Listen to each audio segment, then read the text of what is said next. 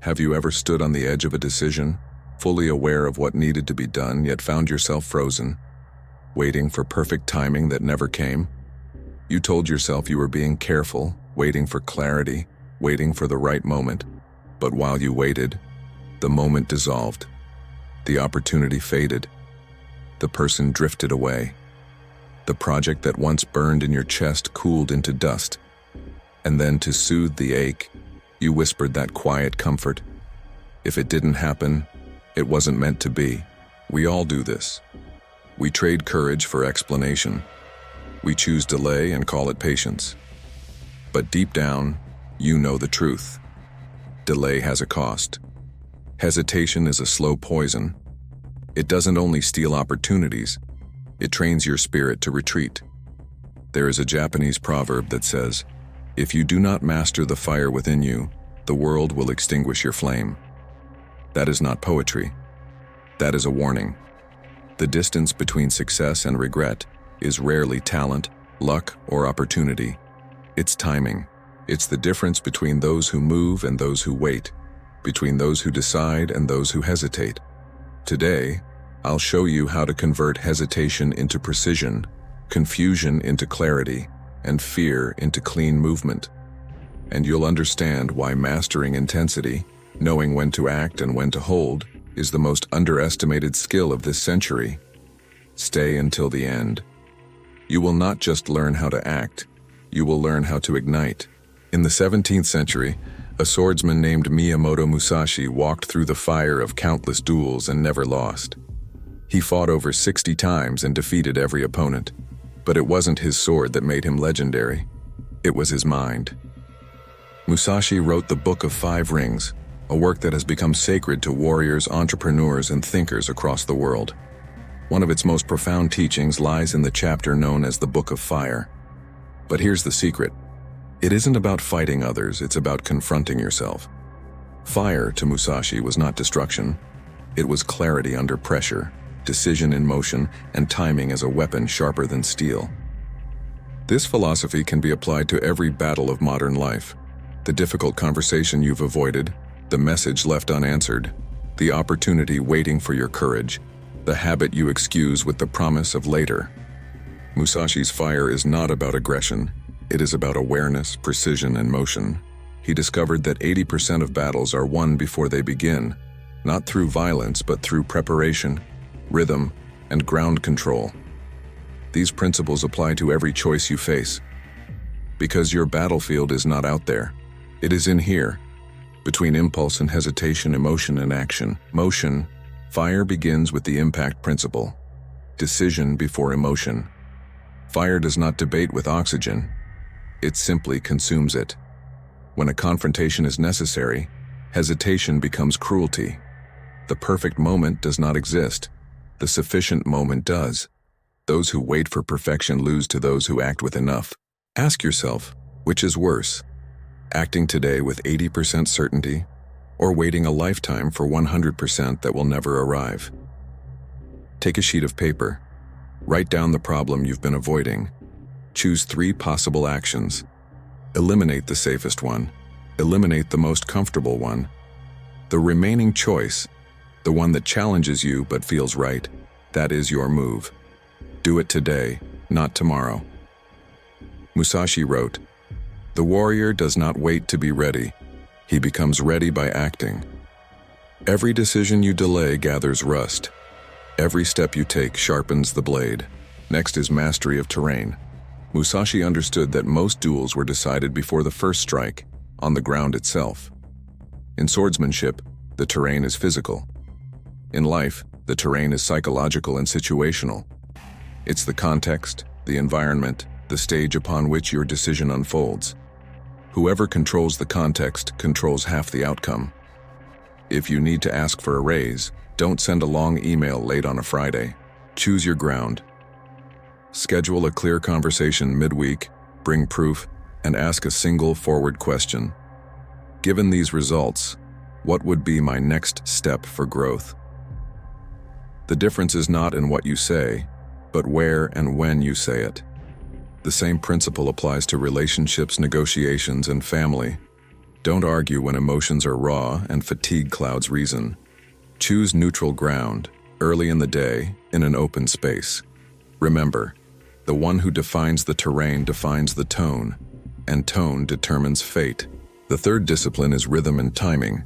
Musashi believed the warrior must attack at the opponent's breath, that single pause when awareness lapses. Translating that to modern life, timing is not speed, it is cadence. Broken rhythm creates opportunity. Flow rhythm sustains control. When negotiating, ask rapid, simple questions that lead the other person's mind to focus on the truth before defenses rise. When resolving conflict, set structured timing, 2 minutes each to speak, 1 minute to summarize understanding, immediate decision after. If your goal is resolution, stop seeking approval with every sentence. Approval slows movement. Resolution requires forward pulse. Your rhythm must reflect your purpose. Victory belongs to those who master timing, not those who chase perfection. The fourth is constant pressure. Pressure, when guided by clarity, is not cruelty. It's compassion that refuses to let wounds heal crooked. You've seen it before. You resolve a problem, everyone exhales, and 2 weeks later it returns. That's what happens when you ease off before the pattern changes. True pressure is consistency, not aggression. After reaching an agreement, record it in writing. You'll do X by Friday, I'll do Y by Monday. Is that correct? Follow up lightly, but frequently. Confirm next steps before silence breeds confusion. Constant pressure is controlled fire. It keeps progress alive without burning trust. Pressure with clarity is care. Pressure without clarity is tyranny. The fifth discipline is productive deception. Musashi used misdirection not to manipulate but to disrupt predictability. In life, this means breaking stale cycles. When a conflict spirals through endless messages, break the rhythm, call, meet, resolve. When a project stagnates in planning, show a rough prototype. Tangibility dissolves argument. When a discussion grows tense, concede a small point genuinely, then guide the focus to the heart of the issue. The key is surprise without betrayal. Honesty delivered unexpectedly opens minds. You are not deceiving people, you are deceiving their patterns. Then comes seeing the glitter, the art of recognizing the silent root beneath the noise. The loudest symptom is rarely the true source. A team underperforming may not lack talent, it lacks clarity. A procrastinator does not fear effort, they fear imperfection.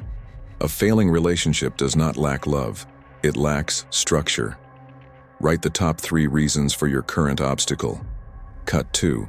Work on the one that hides beneath the surface. Musashi said, strike the nerve, not the muscle. One cut in the right place ends 10 useless struggles. Next, lucid intensity. Before every challenge, find calm precision through ritual. Breathe in for 4 counts, hold for 2, exhale for 6. Do this 5 times. Then write your purpose in 10 words or fewer. If it takes more, you do not yet understand it. Take one micro-action immediately, a message, a note, a movement. Without clarity, every flame becomes smoke. With clarity, every flame becomes light. Fire's beauty is not destruction, it is illumination. Finally, the closing strike. To finish well is to honor what began. Endings prevent battles from returning in disguise. Confirm your shared goal in plain language. Define the next step, who owns it, and when it happens. Record it visibly so both sides remember.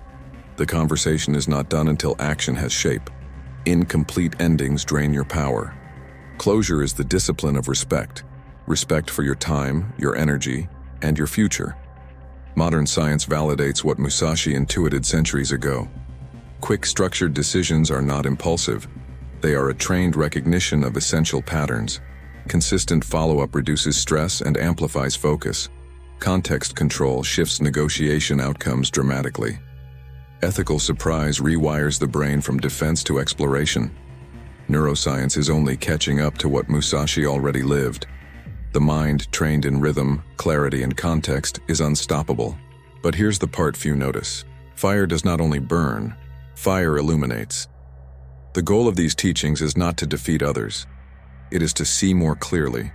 to see the fears that quietly run your life, to see the conversations you avoid because you dread their answer, to see the projects you postpone because fantasy feels safer than testing, to see the truths you already know but still hide behind logic. The greatest battle is not against the world, it is against your own hesitation. And that battle begins the moment you stop waiting to be ready. Before you end this day, perform the 60-second ritual. Take 3 deep breaths. Ask yourself, what is my true goal here? Write the next step in a few words. Confirm it aloud or with another. Record it somewhere you will see it daily. Then take one small action immediately before the mind can talk you out of it. Because motion creates readiness. Stillness breeds inertia. Fire is movement. Every delay is water poured over your purpose. What battle must you end today to free your energy tomorrow? The Book of Fire was never about violence, it was about lucid action. Decision before emotion. Ground before argument. Rhythm before force. Pressure with care. Surprise with integrity. Closure with clarity. The warrior's fire is not anger, it is awareness in motion. And if you do not master your fire, the world will quietly extinguish it. So act before perfection arrives. Move while your courage is warm. And remember, every breath, every choice, every moment of stillness is another chance to step closer to mastery. Train your mind. Master yourself. Walk the dojo path.